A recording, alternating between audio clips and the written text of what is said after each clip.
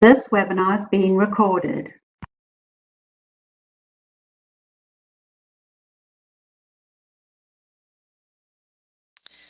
Well, good afternoon. Welcome, everyone. Thank you for joining us for today's webinar on the Team Nutrition Training Grant for School Nutrition Professional Readiness and Retention. We're going to start off with a few reminders before we move on. Today's webinar will begin at 3 p.m. Eastern Time and is being recorded. You are currently in listen-only mode, and questions will be answered during the last 10 minutes of the webinar.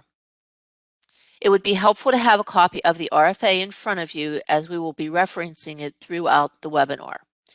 A link to the RFA is located on the screen in the lower right-hand corner, or you can also scan the QR code with your smartphone's camera app to access the RFA if you haven't done so already. Webinar registrants will receive an email with all relevant links that are mentioned in the webinar. This email will be sent out tomorrow. If you would like to ask a question, please use the Q&A box in the lower right-hand corner of the screen at any time during the webinar. We are going to answer as many questions as we can at the end of the webinar. All questions and responses, as well as the recording of this presentation, will be found in the Related Documents tab on Grants.gov and on the Team Nutrition website at a later date. All who register for this webinar will also receive an email when the webinar recording and the Q&A document become available.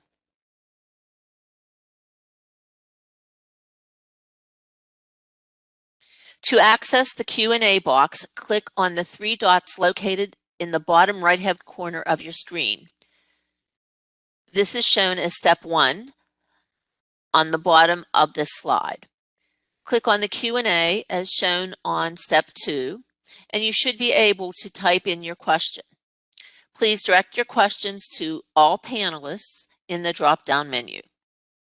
Again, the chat box is disabled, so please use the Q&A box to enter any and all questions that you may have. We will address the questions again at the end of this presentation.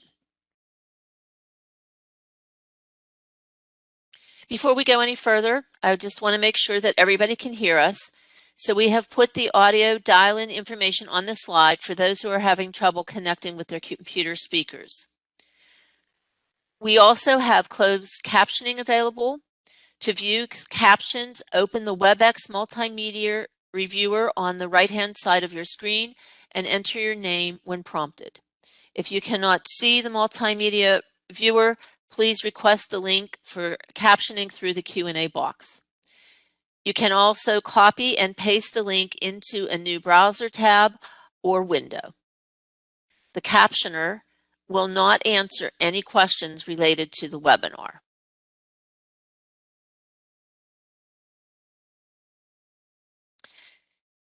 Okay, so I think we're finally ready to get started. Good afternoon again, and welcome for today's informational webinar about the request for applications for the FY 2022 Team Nutrition Training Grant. The purpose of today's webinar is to provide an overview of the Team Nutrition Training Grant funding opportunity and to cover eligibility, the application process, application requirements, and evaluation and scoring criteria. The presenters for today's webinar are Alicia White, who is the branch chief for the Nutrition Education and Promotion branch within Child Nutrition Programs, which is the home of the Team Nutrition Training Grants. Mimi Wu, who is the team lead for the branch. Julie Anderson and myself, Karen Verostek, who are both program officers for the Team Nutrition Training Grants. And our grants officer, Anna Aerosmith.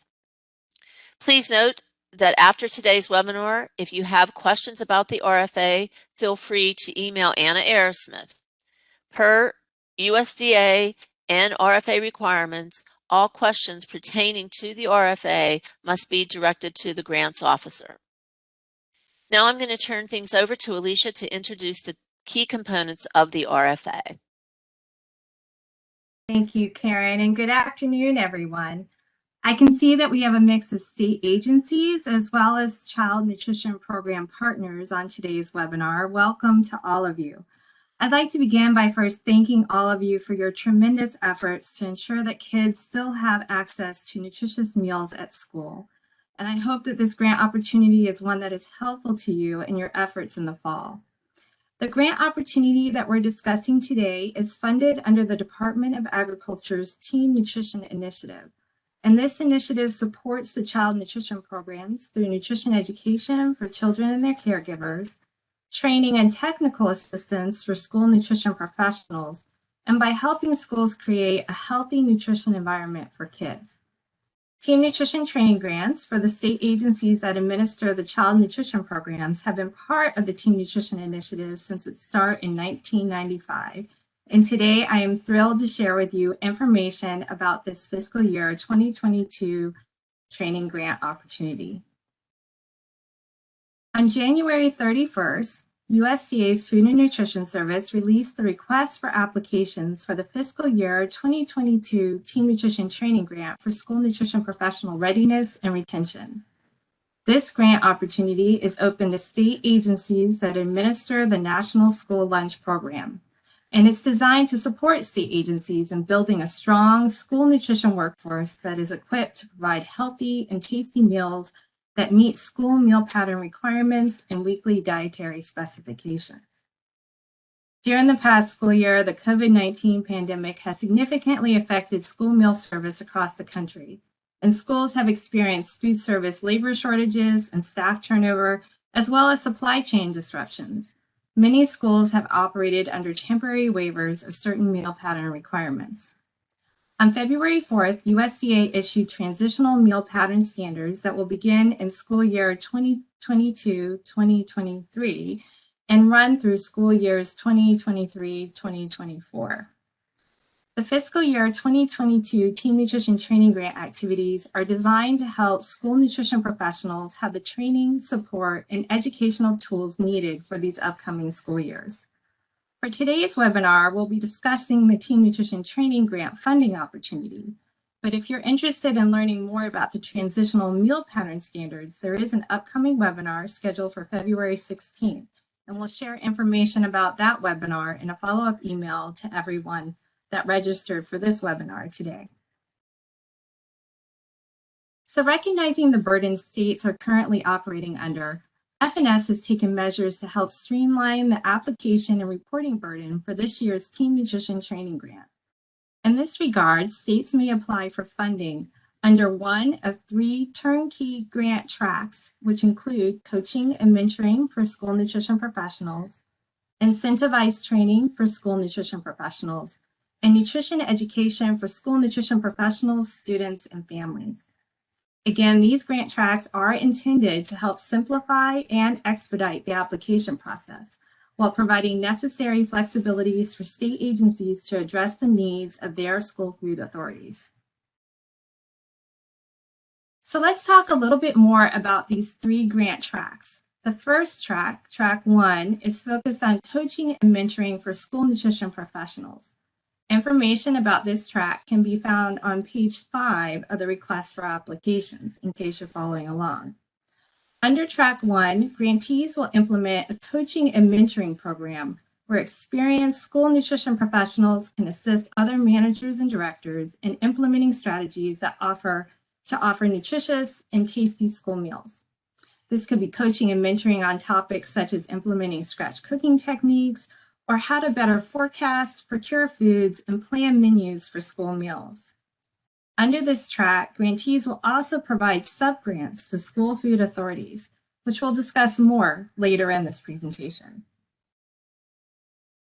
The second track is focused on incentivized training for school nutrition professionals, which is described on page 6 of the request for applications.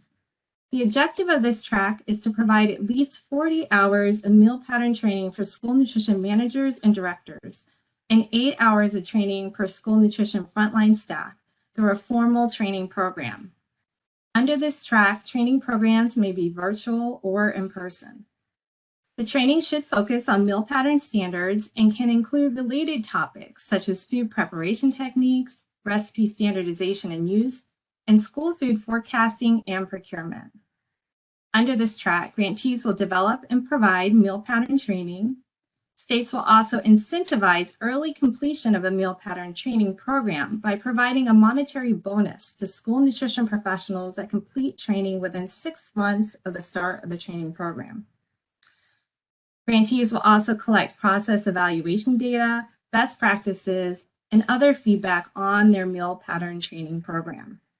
And they'll provide subgrants to school food authorities, which again, we'll discuss more later in this presentation. The third track of this grant is nutrition education for school nutrition professionals, students, and families. Information about this track can be found on page 7 of the request for applications. The objective of this track is to provide nutrition education to school nutrition professionals, students, and/or parents and guardians of students to help build support for nutritious foods and beverages at school. Under this track, states will develop or update nutrition education materials to communicate messages about the availability and nutritional quality of school meals. This can include the development of nutrition education and school meals information in languages other than English. As part of the development of the nutrition education materials, grantees will conduct formative research, such as focus groups, interviews, or surveys, to make sure the nutrition education is clear, understood as intended, culturally appropriate, and motivational to the intended audiences. Grantees will also implement nutrition education activities connected to school meal menu options, including taste testing events, food demonstration activities, and school nutrition communication campaigns for students and their parents and guardians. Grantees will also implement nutrition education activities, challenges, and events for school nutrition professionals themselves. And as part of this track, grantees who will provide nutrition education for parents, guardians, students, and/or school nutrition professionals on local school wellness policies in their development, implementation, and assessment. And finally, as part of this track, states will provide subgrants to school food authorities to support menu changes needed to help meet meal pattern requirements. So now I'm going to turn things over to Mimi, who's going to talk more about some of the activities that are common to all 3 of these grant tracks. Mimi? Great. Thanks, Alicia. So hi, everyone. Before we dive too much into my part of the presentation, we're actually going to do a quick polling question to recap what I've talked about so far. So we'll read this question together, and then you can click on the correct answer in the poll on the side of your screen. So as you can see, this question says true or false. Only state agencies that administer the National School Lunch Program are eligible to apply for this grant opportunity. So think about it, think about everything you just heard Alicia say, and then click on the correct answer in the poll on the side of your screen or wherever your poll would like to pop up. And of course, don't forget to click the submit button. I always forget to click the submit button, so don't forget to click that. And if you're unable to select or submit an answer, you can just go ahead and type your answer into the Q&A box. So I'll hush for a minute and let you guys fill that out.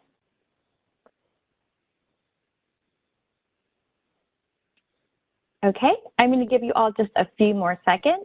5, 4, 3, 2, and 1. Let's see what the poll says. All right, nice work, everyone. Great listening. The answer is true, as most of you answered. So as Alicia mentioned, only state agencies that administer the National School Lunch Program are eligible to apply for this grant opportunity. So I know Alicia just went through the differences between the 3 tracks. And so my part of this presentation will focus on the requirements and bonus activities that these 3 tracks have in common. These requirements must be addressed clearly in the project work plan narrative section of the proposal. Failure to address these requirements will result in a reduced score during review. All of these grant applications must provide a state agency project director who dedicates at least 1/4 of a full-time position to the grant. So this director ensures the terms and conditions of the grant are met.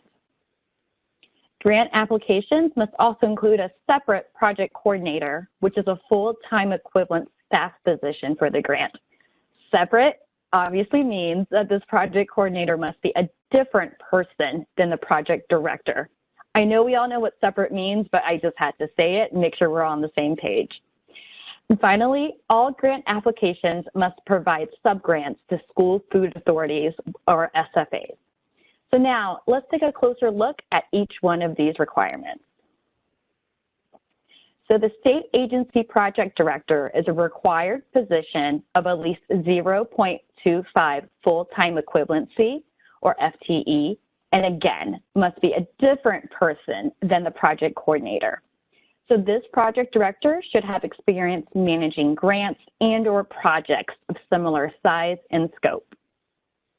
The project director is responsible for ensuring the terms and conditions of the grant are met, including completing all reporting requirements, overseeing all grant activities, and providing fiscal oversight, including exercising effective internal control of funds provided to a subcontractor or subgrantee.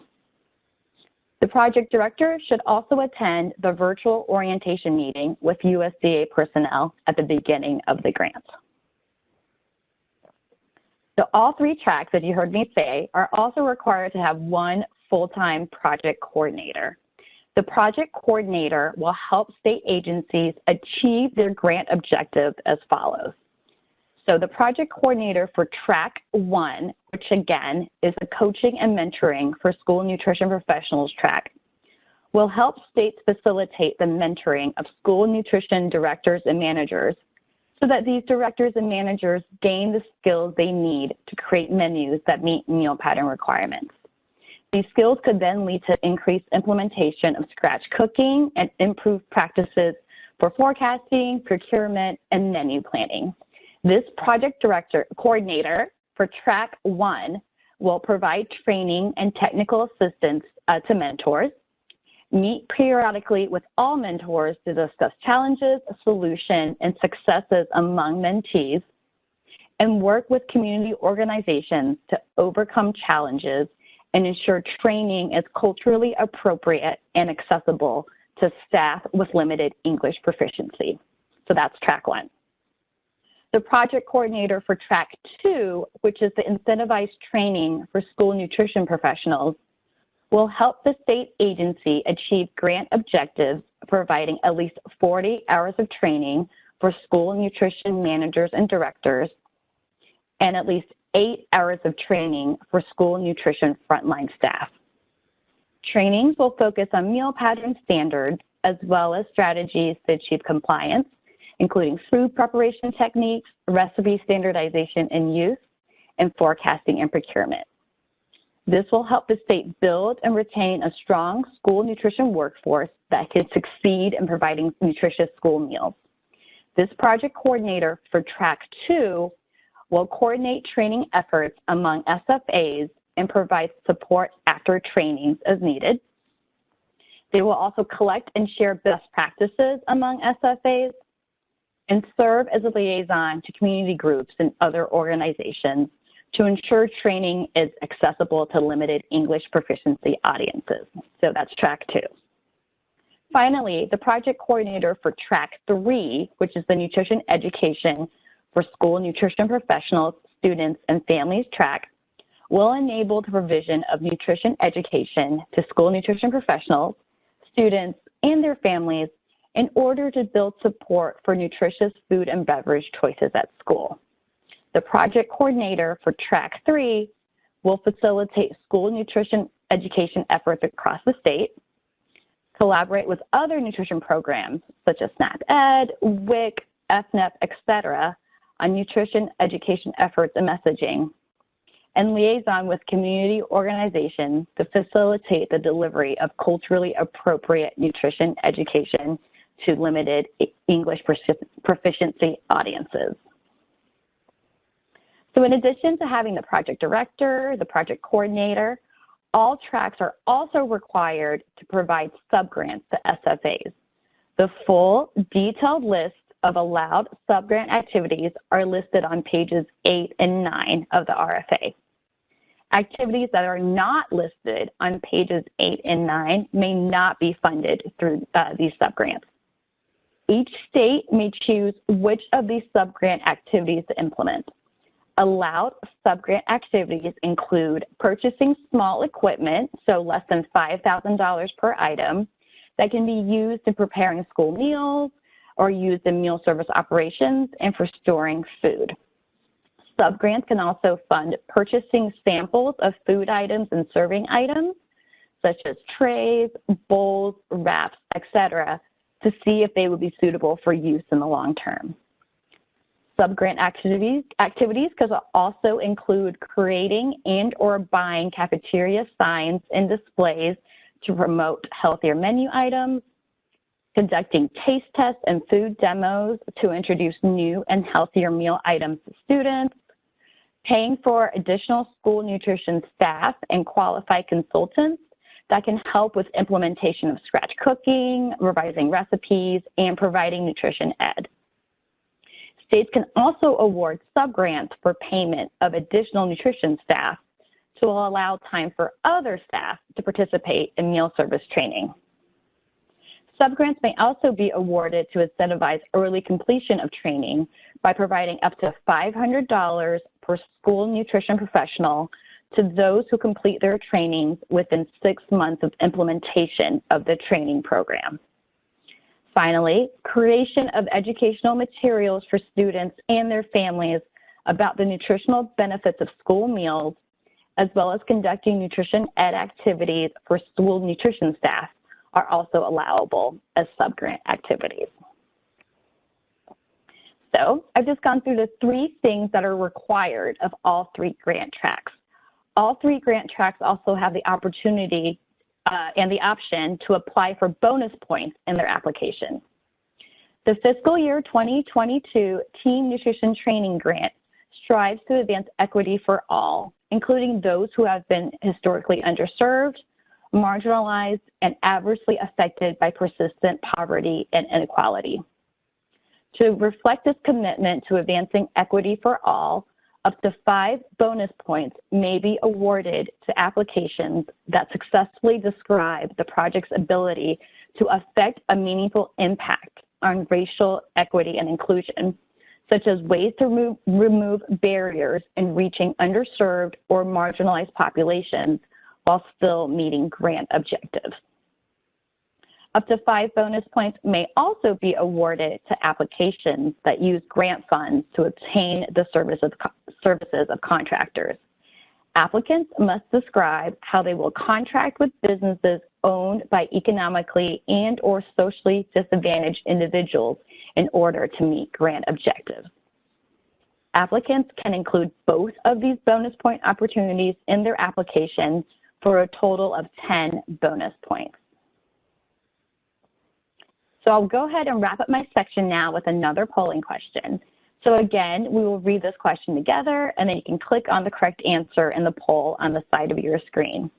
So this question says, what are the grant activity requirements for all grant tracks?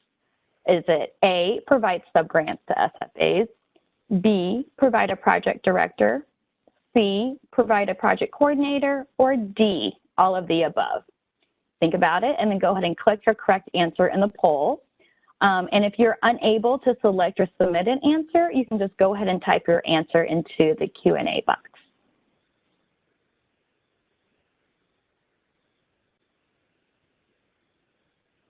Okay, I'm going to give you all a few more seconds here. 5, 4, 3, 2, and 1. And let's see what our poll looks like. Wonderful job. Nice work. I can tell again that you all were listening. So our correct answer here is D, all of the above. All grant tracks are required to A, provide subgrants to SFAs, B, provide a project director, and C, provide a project coordinator. So our answer again is D, all of the above. And so with that, I will go ahead and turn this over to Julie Anderson, who will be providing an overview of the application process. Thanks again, everyone. Thank you so much, Mimi, and hello, everybody, and thank you so much for joining us today. Now that we've introduced each of the 3 grant tracks, I'm going to walk you through the application process on grants.gov.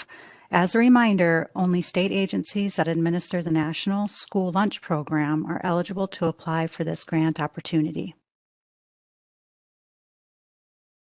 The first step is for state agencies that are eligible and interested in applying to visit grants.gov, where you can view the grant opportunity and download the RFA and all related documents.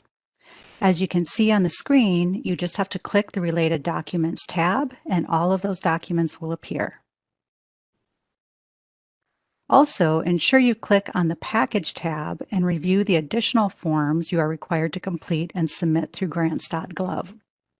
If you have any questions regarding this grant opportunity, please send them to Grants Officer Anna Aerosmith.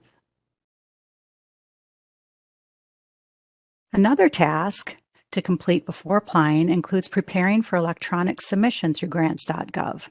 FNS strongly encourages applicants to begin this process at least 3 weeks prior to the application deadline, and that 3 weeks prior date would be February 21st, 2022. In order to submit an application to FNS via grants.gov, applicants are required to obtain a DUNS number if your organization does not already have one. This is an important first step, as a DUNS number is required for registration in the System for Awards Management, or SAM.gov. Then you will need to create a grants.gov account. You will need your DUNS and SAM information ready for reference at this step. Once that is complete, you will need to authorize grants.gov roles. The eBiz point of contact authorizes grants.gov roles. During registration, the eBiz POC will designate roles for users. The Authorized Organization Representative, or the AOR, is the primary role to be assigned. The AOR is permitted to submit the application on behalf of the agency or organization and can be the same person as the eBiz POC. Be sure to check that the designated AOR for your organization is current in grants.gov. Once these steps are complete, applicants can begin working to complete and submit their application through the grants.gov workspace. Page 23 of the RFA and the application checklist in Appendix A of the RFA have additional details. Next, submit a letter of intent to apply by February 24th to Anna Aerosmith via email. This letter of intent is a fillable PDF template and can be found under this grant opportunity in the Related Documents tab as Attachment D. Make sure to fill in all of the requested information and indicate which track you intend to apply for. Remember that you can only apply to one of the 3 tracks. It's important to note that a letter of intent does not obligate a state agency to apply, but provides useful information to FNS as we prepare for the review and selection process. And finally, write your grant proposal using the application form for your chosen grant track. Each track has its own form and can be found as Attachment A1 for Track 1, Attachment A2 for Track 2, and A3 for Track 3. Please make sure to use the correct attachment for the track you are applying to. These are available as fillable PDFs and include space to write each section of your proposal. Additional details about the application process and the application templates can be found in the RFA starting on page 20. Again, please complete your applications by March 14th, 2022, 11:59 p.m. Eastern Time on grants.gov. FNS will not consider applications that do not have the required supporting documents, forms, or certifications. FNS will also not consider any applications that are submitted outside of grants.gov or that are submitted past the deadline. And lastly, FNS will not consider applicants that apply to more than one grant track. Now let's take a closer look at the application form, or attachments A1, A2, and A3. Again, these application forms are fillable PDFs, which include space to write each section of your proposal, and they are intended to simplify the application process. It is important to remember to only use the space allotted and follow the directions on the application form. All forms will include sections with space to write each section of the grant proposal. There will be directions on the application form, but please always refer to the RFA for a full description of each requirement. For sections of the application that cannot be typed directly into the PDF, there are directions in the application form, which are attachments A1, A2, or A3, for the applicant to either create their own document or use an attachment that was part of the grant package, and then to upload these documents onto grants.gov. Examples of things you will attach are the timeline, which is attachment C, resumes, position descriptions of the project director and coordinator, and the budget table. Once everything is ready to submit, upload your application and all supporting documents, attachments, forms, and certifications to the grants.gov workspace by the deadline March 14th, 2022, 11:59 p.m. Eastern Time. All applicants should submit the application form for one of the 3 grant tracks. And again, this will be attachment A1, A2, or A3, depending on your track selection. The FNS 906, which is the Grant Program Accounting System and Financial Capability Questionnaire, or attachment B, and the project timeline, which is attachment C. You will also need to submit a negotiated indirect cost rate agreement. You may work on the application, save it, and come back to it at any time until you're ready to submit. All of the additional grant forms, which are available to preview in the Package tab on grants.gov, SF 424, SF 424A, SF 424B, and SF-LLL can be filled out in the workspace. For additional details, please see the application checklist, which is found in Appendix A of the RFA. Once you submit your application through the grants.gov workspace, you'll receive several emails from grants.gov. The first one you will receive is an acknowledgement email, which simply means that grants.gov has received your application and they are verifying if there are any errors with the grant package. This does not mean that your submission was successful. It will be followed by another email, which will indicate if there were any errors in the application package and if the application was successfully accepted by grants.gov or validated. If there are errors, you'll have an opportunity to correct them as long as the application was not submitted at the last minute. You will also receive an agency tracking number. As a final reminder, applicants should only apply to one track and may not mix and match activities from multiple tracks. Applicants that apply to more than one track will be eliminated from the competition. All right, so that was a lot of information. Let's do another quick polling question to recap an important date using the same methods that Mimi explained earlier. You can simply click the correct answer in your polling questionnaire in the side panel. And the question is, when is the complete application package due? A, February 24th, B, March 14th, C, April 1st, or D, May 31st. So we'll give you a few seconds to think about that and click the correct answer.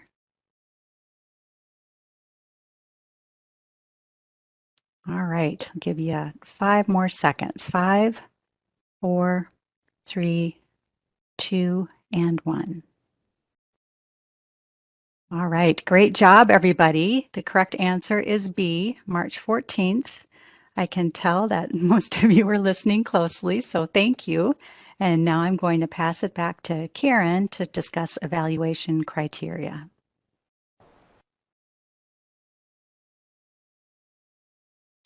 Okay, thank you, Julie. And now that we've covered all the mechanics of how to apply, let's discuss what to include in your application in order to give you a better chance of receiving a grant award. Now, here is an overview of how FNS will evaluate and score the grant applications. Applicants will be scored out of a maximum of 100 points with 2 optional bonus point activities worth up to 5 points each. The justification of need and approach to reach underserved communities is worth 20 points. Staffing, partnerships, management, and quality assurance is worth 30 points. The project work plan narrative is 20 points, as is the budget. The grant evaluation accounts for 10 points. And then, as Mimi mentioned earlier, there are up to 10 bonus points available for optional activities. Additional information about the evaluation factors and criteria can be found on pages 26 through 29 of the RFA. Now, we're going to look at each of these in a little bit more detail. Okay, the first criteria will evaluate the justification and approach to reach underserved communities. This is worth 20 points, and we are looking for your proposal to include information on the following: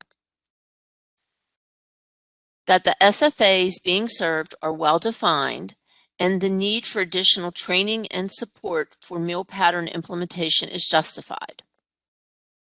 Training, mentoring, and/or nutrition education approaches reflect the values, cultures, and languages of the students, parents, and/or caregivers, and student nutrition professionals within that community.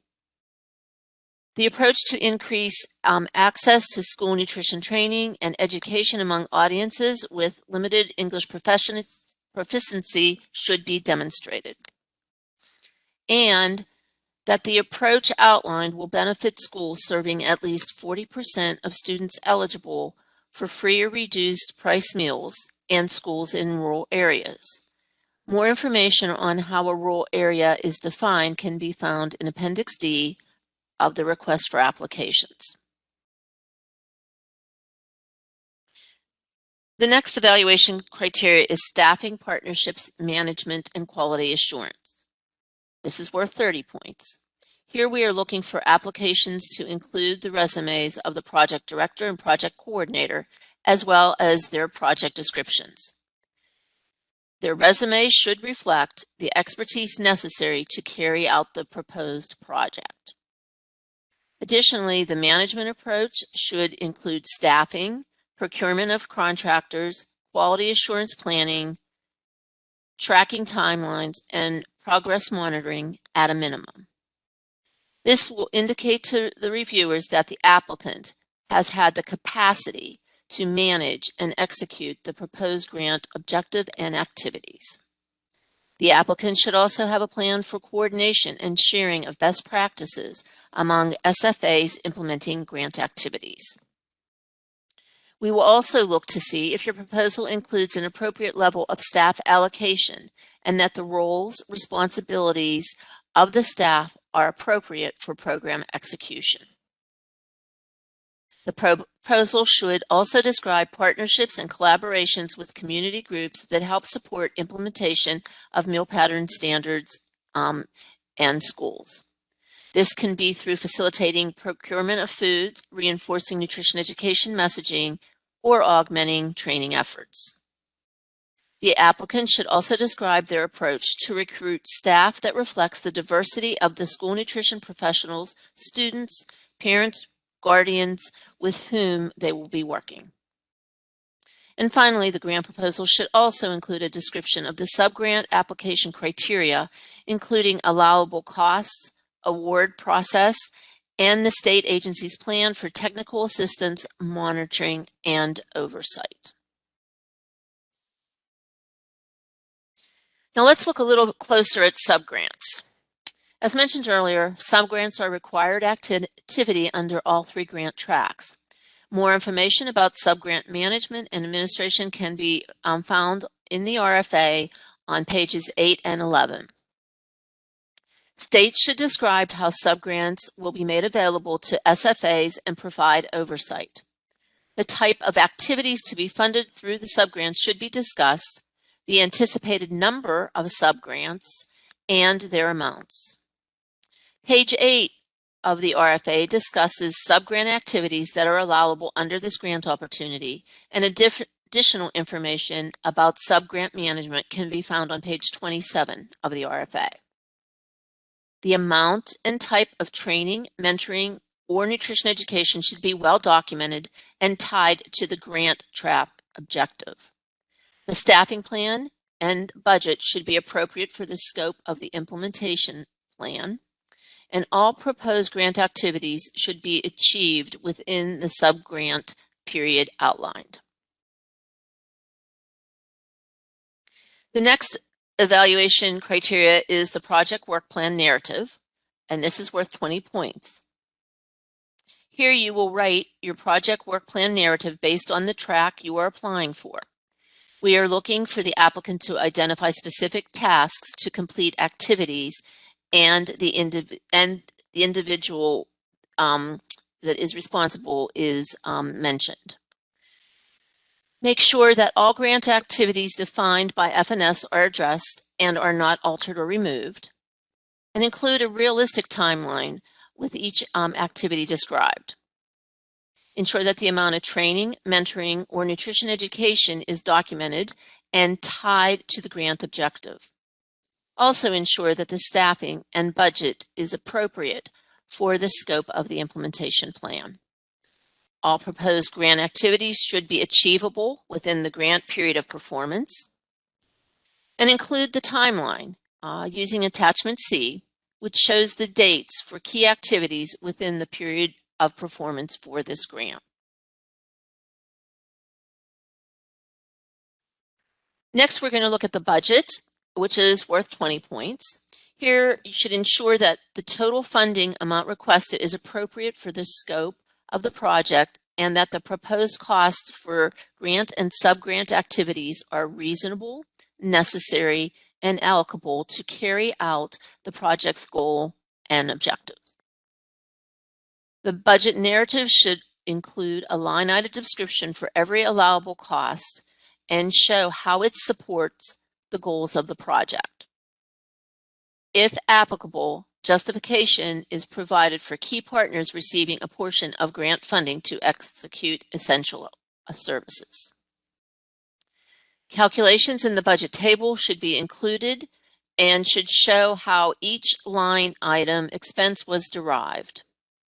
Budget calculations should be itemized sufficiently to clearly show the reviewers how the budget components were developed and costs were estimated. The budget table, budget narrative, and project narrative should align with one another. There should be no budget items in the budget narrative that are not discussed in the project narrative. And just keep in mind, states can apply for up to $1 million in grant funding with this opportunity. Next, we are going to go into a little more detail about the budget. Please refer to page 11 of the RFA. Let's talk first about the budget table.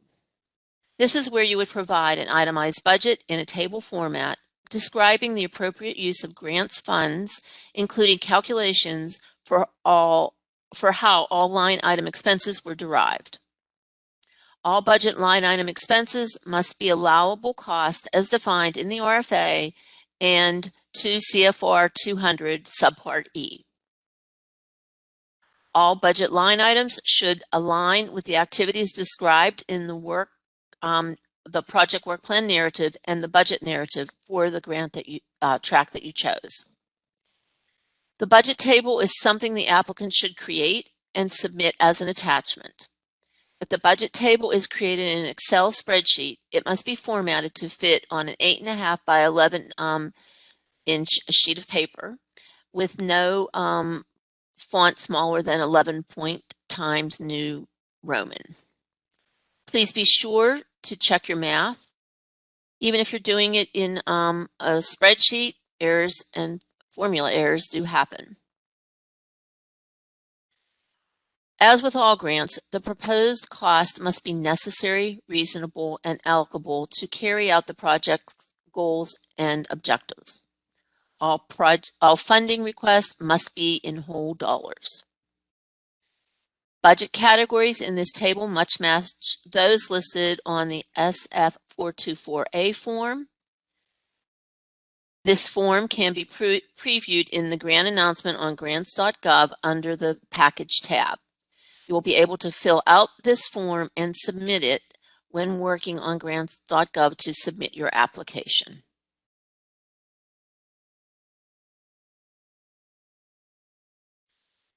Now, a little bit more detail about the budget narrative.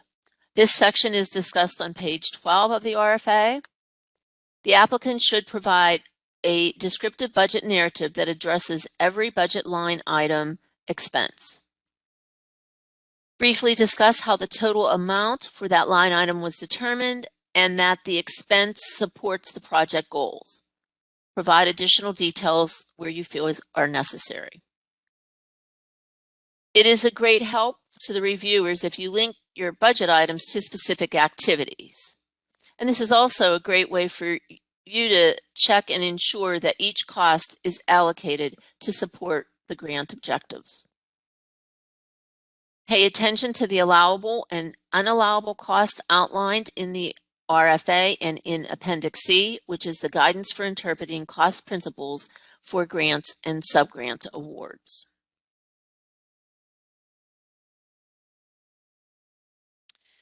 Okay, the next criteria is the grant evaluation, which this is worth 10 points. The applicant should have a clear plan in place that describes how grant and subgrant activities will be monitored, how progress will be measured, and what frequency activities will occur, and how data will be collected. The applicant should also document and report on the number of target audiences reached, best practices, and lessons learned. The evaluation plan should be linked to proposed objective, activities, timeline, and literacy or language accommodations if applicable.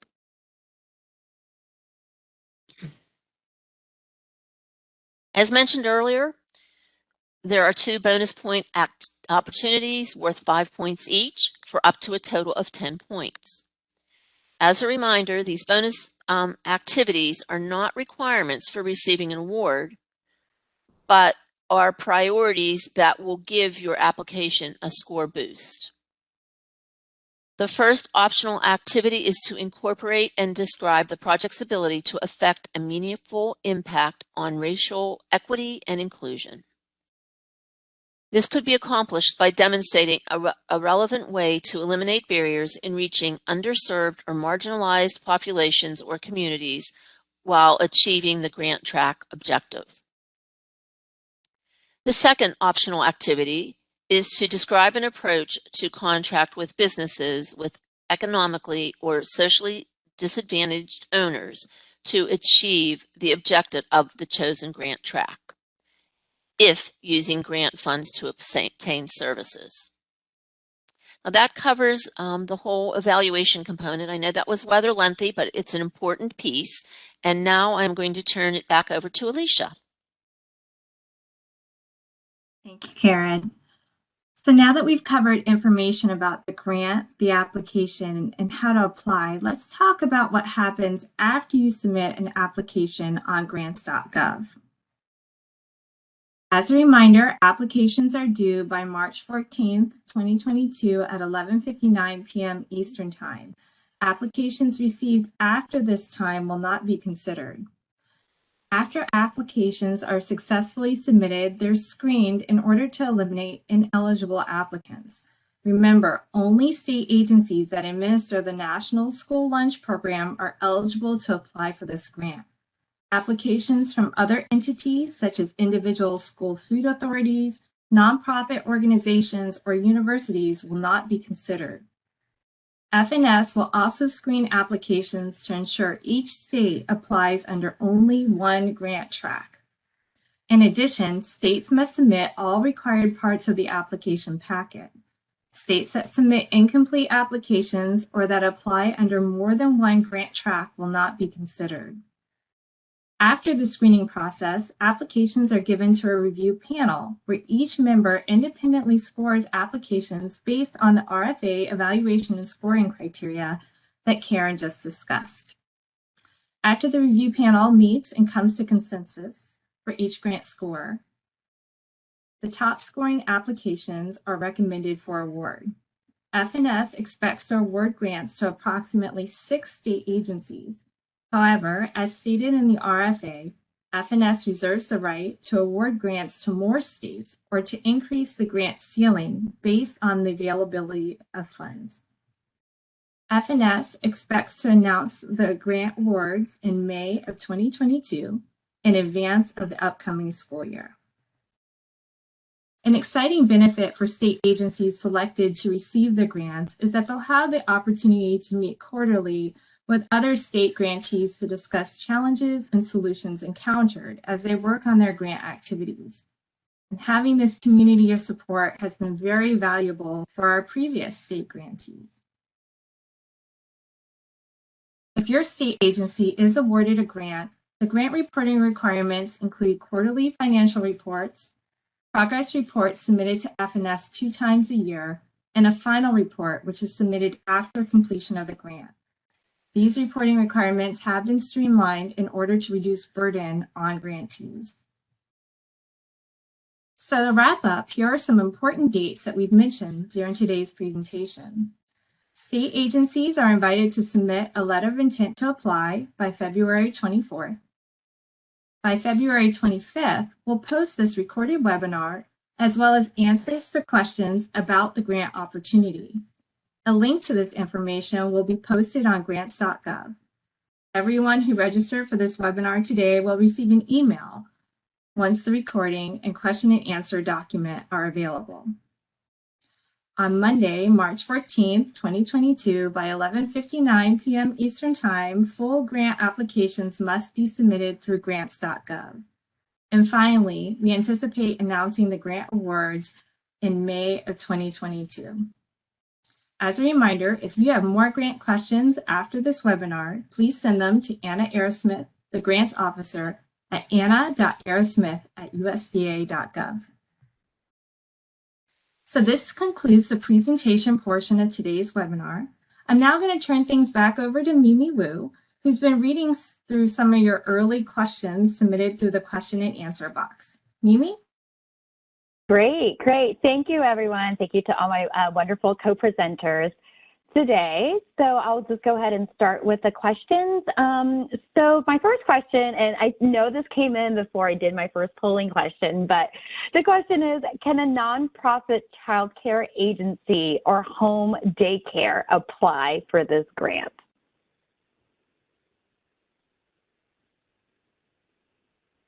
Karen, I believe you need to unmute.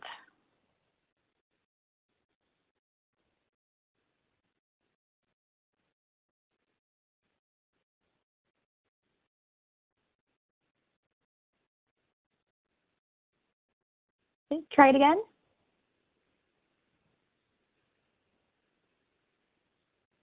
Okay, well, luckily I know the answer to this question because again, we said it many times throughout this presentation, but the answer is no. So nonprofit childcare agencies and home daycares may not apply for this grant.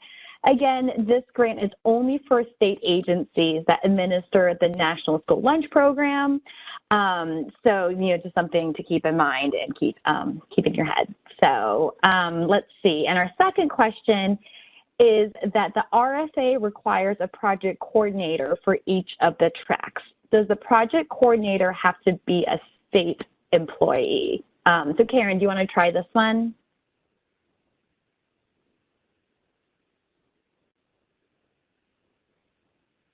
Okay, so Karen, I'm sorry, I don't believe your audio. Is working. So we'll have to get back to everyone on that. I'm so sorry. And Julie or Alicia or anyone else, Anna on the call, if you guys want to feel free to step in, you're more than welcome to. And our third question, while we're working this out, is the one full FTE coordinator position required to be one person, or can it be split between two or more persons?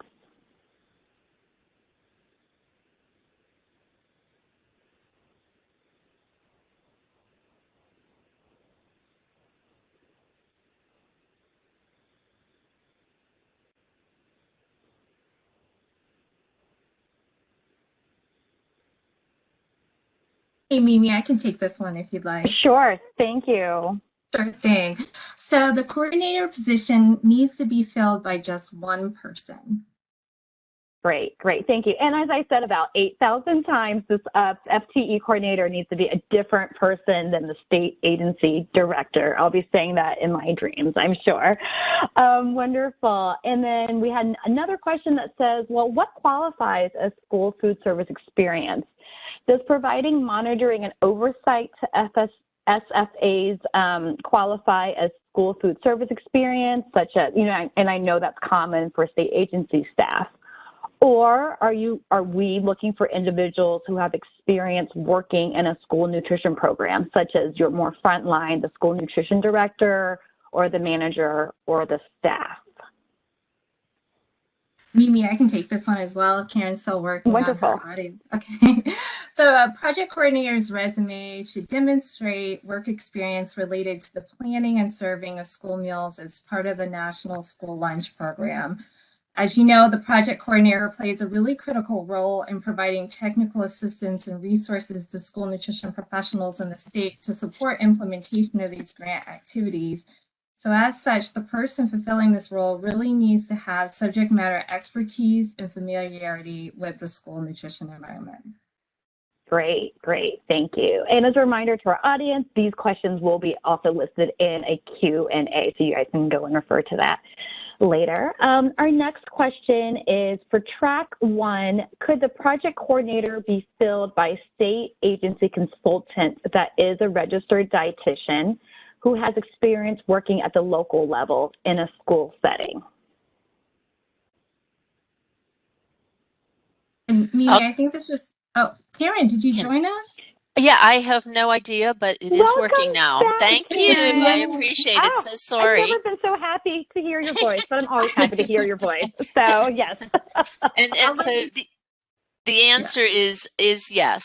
The project coordinator could be filled by a state agency consultant who is a registered dietitian and also has, the appropriate experience working at a local level in, a school setting. Great, wonderful, thank you. And our next question, I think we have time for just one or two more. So the payment to incentivize the school food service director to complete training, does that payment go directly to them, so that person and not the school district, or is the payment meant to be spent within their school meal program and in accordance with the allowed cost? So who's getting the money, I think is what this question is saying. And that's a great question.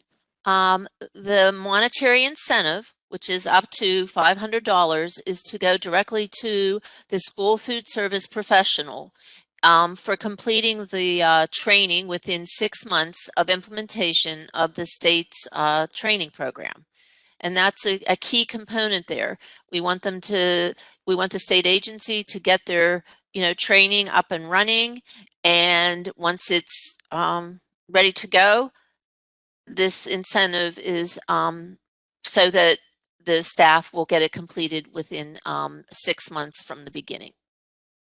Great, makes sense to me. Okay, and we'll just do one more. So this one comes with citations, which is nice. So per Appendix D, which is the Urban Rural Classification Instructions, how do we access current school data? Karen, I'm really glad you're back. This sounds like a very technical question. So real glad you're back to this one. Yeah, it's actually not as technical as you would think. If you refer to page 43, there are 3 links on the page.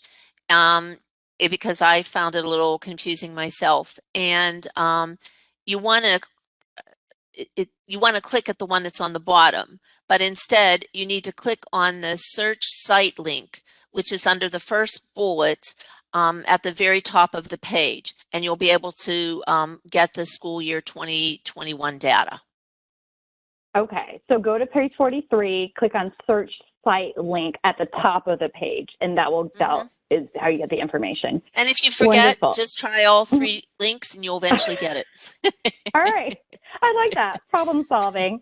All right. Well, I think that is all we have time for today. So we really hope that you found this webinar helpful And we look forward to receiving your applications for the Team Nutrition Training Grant for School Nutrition Professional Readiness and Retention. Again, this webinar will be recorded, and all registered attendees will get an email once the recording and the Q&As are available. So thank you so much, and we hope you have a wonderful day. Thanks for joining us. Bye-bye.